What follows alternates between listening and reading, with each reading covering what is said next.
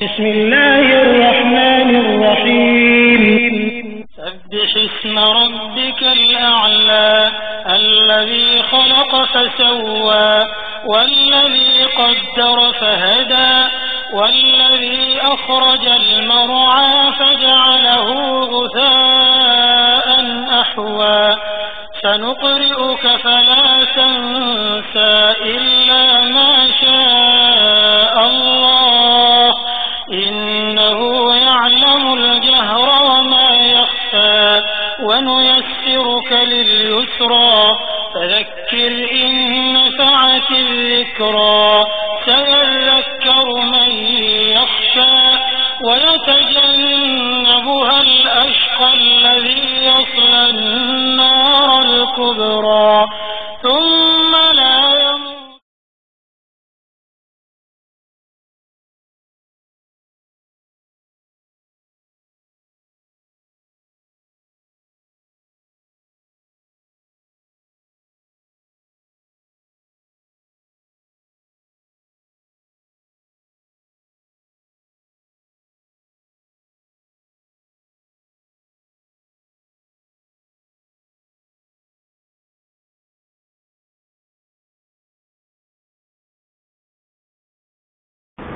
Alhamdulillah, ashhadu an la ilaha illallah wahdahu la sharika lah wa ashhadu anna Muhammadan abduhu wa rasuluh. Allahumma salli ala Muhammad wa ala ali Muhammad kama sallaita ala Ibrahim wa ala ali Ibrahim innaka Hamidum Majid. Allahumma barik ala Muhammad wa ala ali Muhammad கமா பாரக் அலா Ibrahim வ அலா ஆலி இப்ராஹிம் இன்னக ஹமீதுல் மஜீத். அஸ்ஸலாமு அலைக்கும் ரஹ்மத்துல்லாஹ். அல்லாஹ்வுடைய நல்லடியார்களே, நாம் ஒரு ஜும்மாவுடைய தினத்திலே, அவருடைய அருளுக்குரிய தினத்திலே நாம் எல்லாம் இங்கே ஒன்று கூடி அமர்ந்திருக்கிறோம். அல்லாஹ் தன்னுடைய திருமறையிலே தன்னுடைய நபியை பார்த்து பல இடங்களிலே பல விதமான எச்சரிக்கைகளை சொல்லிக் கொண்டிருக்கிறார். பல விதமாக சொல்லிக் கொண்டிருக்கிறார். அதில் மிக தெளிவாக சொல்ல வேண்டும் என்றால், மக்கா வெற்றி கொள்ளப்பட்ட பின்பு அந்த மக்கமா நகரிலே வெற்றி வீரராக இன்னும் சொல்ல வேண்டும் என்றால் வரலாற்றிலே ரத்தம் சிந்தப்படாத வெற்றி என்று சொல்கிறார்கள். மிகப்பெரிய அளவிலே பொருளாதார சேதமோ உயிர் சேதமோ இல்லாத பெறப்பட்ட வெற்றி. அந்த வெற்றி வீரராக அல்லாஹ்வுடைய ரசூல் அவர்கள் நுழைகின்ற போது அந்த வெற்றியை கூட அல்லாஹ் தஆலா எப்படி சொல்ல விரும்புகிறார் என்பதற்கு நான் ஓடி காமித்த அந்த ஆயத் மிக அற்புதமாக அல்லாஹ் தன்னுடைய ரசூலை கூட எப்படி வழிநடத்த விரும்புகிறார் என்பதை காமித்துக் கொண்டிருக்கிறார். இதா ஜா நஸ்ருல்லாஹி வல் ஃபத்ஹ், அல்லாஹ்வுடைய வெற்றி வருகின்ற போது, அந்த வெற்றியின் போது, அந்த வெற்றி கிடைக்கின்ற போது, அந்த வெற்றியை பார்த்துவிட்டு மக்கள் கூட்டம் கூட்டமாக வருகின்ற போது அல்லாஹ் சொல்கிறார், அதை பார்த்துவிட்டு இருமாண்டு விட வேண்டாம். உங்களுக்கு இடையிலே பார்த்தீர்களா எவ்வளவு பிரம்மாண்டமான கூட்டம், எங்களுக்காக நாங்கள் பேசிவிட்டோம் என்றால், நாங்கள் சொல்லிவிட்டோம் என்றால் எங்களிடம்தான் சத்தியம் இருக்கிறது, எங்களை தவிர ஒரு யாரிடமும் எதுவும் இல்லை என்ற இருமாக்கு உங்களிடம் வந்துவிடக் கூடாது. அந்த நேரத்திலே அல்லாஹ் தன் நபியை பார்த்து சொல்கிறான், நீங்கள் தஸ்பியா, முதலிலே அவருடைய பாவ மன்னிப்பு தேடுவதாக. பாவ மன்னிப்பு யாரை பெற சொல்கிறார்? அல்லாஹ்வுடைய ரசூலை. அவருக்கு அல்லாஹ் தான் இந்த வெற்றியை கொடுக்கிறார் என்று தெரியாதா? அல்லாஹ் தான் இந்த வெற்றிக்குரியவர் என்று தெரியாதா? தெரிந்தும் கூட அல்லாஹ் அங்கே சொல்ல வரும்போது அந்த இருமார்க்கு வந்து விடக்கூடாது, நான் என்ற அகந்தை வந்து விடக்கூடாது. ஏனென்றால் இங்கே நாம் பார்த்துக் கொண்டிருக்கிறோம், நம் கண் முன்னாடி பார்த்துக் கொண்டிருக்கிறோம். சிறு கூட்டமாக நாம் சத்தியத்தை எடுத்து சொல்கின்ற போது, சிறு கூட்டமாக நாம் சத்தியத்தை சொல்கின்ற போது அடி உதை விதி வெள்ளம் பட்ட போது, அந்த உதைகளும் விதிகளும் பட்டுக் கொண்டு இந்த ஹக்கை சொல்கின்ற போது நாம் சிறு கூட்டமாகத்தான் இருந்தோம். அப்போது நம்முடைய நாவிலிருந்து வேறு வார்த்தைகள் வரவில்லை. நாங்கள் சொல்லிவிட்டால் நீங்கள் வெற்றி பெற்று வருவீர்கள் என்று சொல்லவில்லை. எங்களுடைய ஆதரவு கிடைத்து விட்டால் நீங்கள் தான் எல்லாம் என்று சொல்லிவிடவில்லை. இன்னும் தெளிவாக சொல்ல வேண்டும் என்றால், நாங்கள் இல்லை என்றால் நீங்கள் இல்லை என்று சொல்லிவிடவில்லை. நாங்கள் இல்லை என்றால் நீங்கள் இல்லை என்று சொல்லிவிடவில்லை. அப்போதெல்லாம் அல்லாஹ் மாத்திரம்தான் வெற்றிக்குரியவனாக தெரிந்தான். இந்த வெற்றியை தரக்கூடியவன் அல்லாஹ்தான் என்ற எண்ணம் மிகைத்திருந்தது. ஆனால் இன்றைக்கு நாம் ஒரு கூட்டம் போடுகிறோம், நாம் மக்களை அழைக்கிறோம், மக்களை அழைத்தவுடன் மக்கள் வந்து விடுகிறார்கள் என்ற நிலைமை வருகின்ற போது எங்களுடைய ஆதரவு யாருக்கு தெரியுமா? நாங்கள் சொல்லிவிட்டால் இந்த உலகமே புரண்டு விடும் என்றெல்லாம் நாம் சொல்லிக் கொண்டிருக்கிறோமே, அந்த அல்லாஹ் நாடினார். அந்த அல்லாஹ் நாடிவிட்டால் என்ன நடக்கும் தெரியுமா? எப்படி இருமாக இருந்தவர்கள் வீணாக என்பதை கண்ணு முன்னாடி பார்த்துக் கொண்டிருக்கிறோம். நான் தான் அல்லாஹ் என்று சொன்ன சிறுவனே ஒன்றுமில்லாமல் ஆக்கப்பட்ட வரலாற்றை திருமுறை குர்ஆனிலே பார்த்துக் கொண்டிருக்கிறோம். கஜானாவினுடைய பெட்டியை அல்ல, அந்த பெட்டியை திறப்பதற்கான சாவிகளை தூக்குவதற்கு பல வேலையாட்களை வைத்திருந்தவர்கள் எல்லாம் ஒன்றுமில்லாமல் ஆக்கப்பட்ட வரலாற்றை பார்த்துக் கொண்டிருக்கிறோம். ஆனால் நம்மிடம் தான் அந்த எதிர்பார்ப்பு வருகிறார். நாங்கள் சொல்லிவிட்டால் என்று சொல்லுகிறோமே, மிக தெளிவாக சொல்லி காண்பிக்கிறார். ஆலே குர்ஆனிலே சொல்லுகின்ற போது சொல்கிறார், அல்லாஹ்வே சொல்லி காண்பிக்கிறான், அல்லாஹ்வே ஆட்சியாளர்களுடைய அதிபதியே, நீ நாடியோருக்கு ஆட்சியை வழங்குகிறாய். அல்லாஹ் சொல்லுகிறான், நீ நாடியோருக்கு ஆட்சியை வழங்குகிறாய், நீ நாடியோரிடமிருந்து ஆட்சியை பறித்துக் கொள்கிறாய். யார் யார்கிட்ட எல்லாமே என்னென்னமோ இருந்துச்சு, எப்படி எல்லாமே செய்தார்கள், அப்படிப்பட்டவர்கள் எல்லாம் இன்றைக்கு ஒன்றுமில்லாமல் ஆக்கப்பட்டிருக்கிறார்கள். அல்லாஹ் தான் நாடியவர்களைத்தான் கொண்டு போய் வைக்கிறான் மேலே. தான் நாடியவர்களிடம் ஆட்சி அதிகாரத்தை கொடுக்கிறான். தான் நாடியவர்களிடமிருந்து அதை பறித்தும் கொள்கிறான். அடுத்து தொடர்ந்து சொல்கிறான், நாம் நாடியோரை கண்ணியப்படுத்துகிறோம். அல்லாஹ் சொல்கிறான், நீ நாடியோரை கண்ணியப்படுத்துகிறாய், நீ நாடியோரை இழிவுபடுத்துகிறாய். இன்றைக்கு நாம் சொல்லக்கூடிய வார்த்தை, இன்றைக்கு மக்கள் மத்தியில் வைக்கின்ற வார்த்தை, நாளைக்கு பொய்யாக்கப்படுமையானால் யாருக்கு அந்த இழிவு?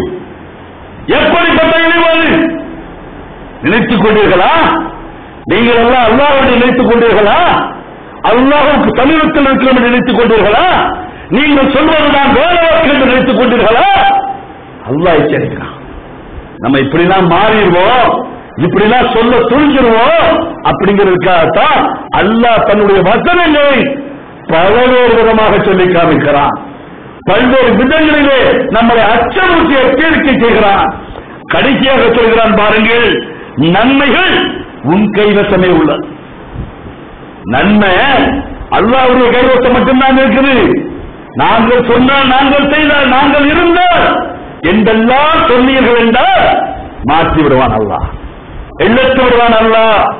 அற்புதமாக பேசியவர்கள், மிக அடுக்கு தொடர்பில் பேசியவர்கள் எல்லாம் ஒரு நரம்பு எதிர்க்கப்பட்ட போது வேறற்ற மரங்களாக சார்ந்தார். என்னை விட்டால் ஆட்சியாளர் இல்லை என்று சொல்லிக் கொண்டிருந்தவர்கள் எல்லாம், எனக்கு பிறகு ஒரு ஆட்சியாளனா என்று சொன்னவர்கள் எல்லாம் வாயற்ற மௌலிகளாக ஆஸ்பத்திரியிலே படுக்க வைக்கப்பட்ட வரலாறுகள் உண்டு. நிரந்தரமான முதல்வர்கள் நாங்கள் தான் என்று சொல்லிக் கொண்டிருந்தவர்கள் எல்லாம் சிறைச்சாலையினுடைய கம்பியை எண்ணிய வரலாறுகள் உண்டு. மிக தெளிவாக இருக்க வேண்டும். அல்லாஹ்வுடைய விஷயத்திலே, அல்லாஹ்வுடைய அந்த ஆட்களிலே, ஆளுமையிலே எங்கேயாவது நீங்க போய் கையை வச்சீங்கன்னா அல்லாஹ் விடமாட்டான். அல்லாஹ் விடமாட்டான். தன்னுடைய அந்த பார்வையை, பிடியை கூர்மையாக்கி விட்டான் என்றால், கடுமையாக்கி விட்டான் என்றால் நம்மளால் தாங்கிக் கொள்ள முடியாது, தாங்கிவிட முடியாது. அது நம்பிக்கை கொண்டோரை விட்டுவிட்டு, நம்பிக்கை கொண்டோரை பார்த்து, முஃமின்களே நம்மளை பார்த்து, அல்ல நம்மளை பார்த்து சொல்றான், முஃமின்களே நம்பிக்கை கொண்டோரை விட்டுவிட்டு இறை நிராகரிப்பாளர்களை உங்களுடைய பாதுகாவலாக ஆக்கிக் கொள்வீர்களா? உற்ற தோழர்களாக ஆக்கிக் கொள்வீர்களா? இது இன்றைக்கு அல்ல நம்ம கிட்ட பேசுற மாதிரி இல்ல. திருமறை குர்ஆனுடைய வசனங்களை படித்தாங்க.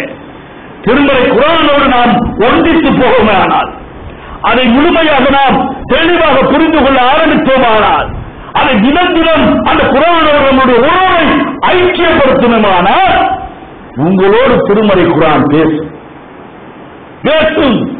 உங்களுக்கு தேவையானதை பதில் சொல்லும்.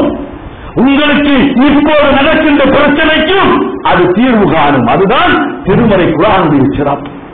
அதனால்தான் அல்லாஹ்வுடைய ரசூல் சொன்னாங்க, எத்தனையோ நபிமார்களுக்கு அல்லாஹ் பலவிதமான அற்புதங்களை கொடுத்தான், ஆற்றலை கொடுத்தான். எனக்கு அல்லாஹ் தந்திருக்கக்கூடிய அற்புதம் எது தெரியுமா? திருமறை குர்ஆன் என்று சொன்னார்கள். திருமறை குர்ஆன் தான் அற்புதம் என்று சொன்னார்கள். அந்த அற்புதம் இன்றைக்கு இருந்து கொண்டிருக்கிறது. உங்களுடைய கரங்களில் என்னுடைய கரங்களில் இருந்து கொண்டிருக்கிறது. இந்த திருமறை குர்ஆனுக்கு அது சொல்லுகின்ற வழிகளை அன்னோடு காட்டுகின்ற நேர வழிகாட்டுதலிருந்து வழி விரைந்து விடுவோமே ஆனால், வழி தவறி விடுவோமே ஆனால், நம்மளை காப்பாற்றக்கூடியவர்கள் யாரும் இருக்க மாட்டார்கள். யாரும் இருக்க மாட்டார்கள். அல்லாஹ்வுடைய ரசூல் சொல்றாங்க, ஒரு ஆளை பார்த்து நீங்க காஃபிர்னு சொல்லாதீங்க. ஒரு மூமினை பார்த்து, முஸ்லிம் என்று சொல்லிக் கொண்டிருப்பவனை பார்த்து நீங்கள் இறை நிராகரிப்பார்கள் என்று சொல்லிவிடாதீர்கள். சொல்லாதீங்கப்பா. ஏன்னா அப்படி இல்லைன்னா அது உங்களை நோக்கி திரும்பும்.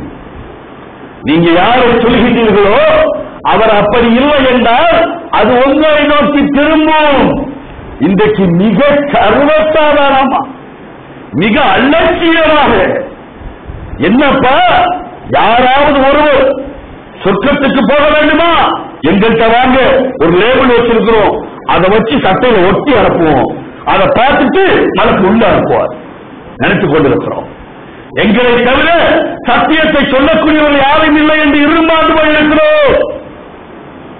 இப்படி இருமாண்டவர்கள் எல்லாம் எதுவாக்கப்பட்டார்கள் என்பதை நினைவு கூறத்தான் அல்லாஹ் திருமறை குர்ஆனை தந்திருக்கிறான். திருமறை குர்ஆனை தந்திருக்கிறான். நான் நினைக்கிறோம் இந்த திருமறை குர்ஆன் உங்களை நேர்வழி நடத்தவும் செய்யும். நீங்க எதை நோக்கி போக விரும்புறீங்களோ அதை நோக்கி உங்களை தள்ளவும் செய்யும் இந்த திருமறை குர்ஆன். நீங்கள் எதற்காக இந்த திருமறை குர்ஆனை உற்று நோக்குகின்றீர்களோ அதற்கான பதில் தான் அதிலிருந்து வரும். நீங்க சயின்ஸை பத்தி கேட்டா சயின்ஸை சொல்லும், நீங்க ஆன்மீகத்தை பத்தி கேட்டா ஆன்மீகத்தை சொல்லும், வரலாறை பத்தி கேட்டா வரலாற்றை சொல்லும், நீங்க வேற எதையாவது குதர்க்கமா கேட்டா குதர்க்கமா சொல்லும். இன்றைக்கு திருமறை குர்ஆனை நாம் எப்படி கையாளணும் என்பதை பொறுத்துத்தான் நம் வாழ்வியல் ரகசியமே அடங்கியிருக்கலாம். அல்லாஹ்வுடைய நல்லடியார்களே, இந்த திருமறை குர்ஆன் பாதியா காவாசியா கொஞ்சம் கொஞ்சமா வந்துச்சு. 23 ஆண்டு காலங்களாக துண்டா வந்துச்சு. அந்த காலகட்டத்தில் கூட அந்த சஹாபிகள் சொன்னார்கள், அந்த சஹாபி பெருமக்கள் சொன்னார்கள், அதில் இப்னு மஸ்ஊத் ரலியல்லாஹு அன்ஹு குறிப்பாக சொன்னார்கள், எங்களிடம் ஒரு வசனம் இறக்கி அருளப்பட்டால் அந்த வசனத்தை நடைமுறைப்படுத்தாமல் அடுத்த வசனத்துக்கு நாங்கள் செல்ல மாட்டோம். ஆனா ஒட்டுமொத்த குர்ஆனும் இன்றைக்கு நம்ம கிட்ட வந்துருச்சு. அந்த ஒட்டுமொத்த குர்ஆனையும் எந்த அளவுக்கு நாம் நடைமுறைப்படுத்தி இருக்கிறோம்.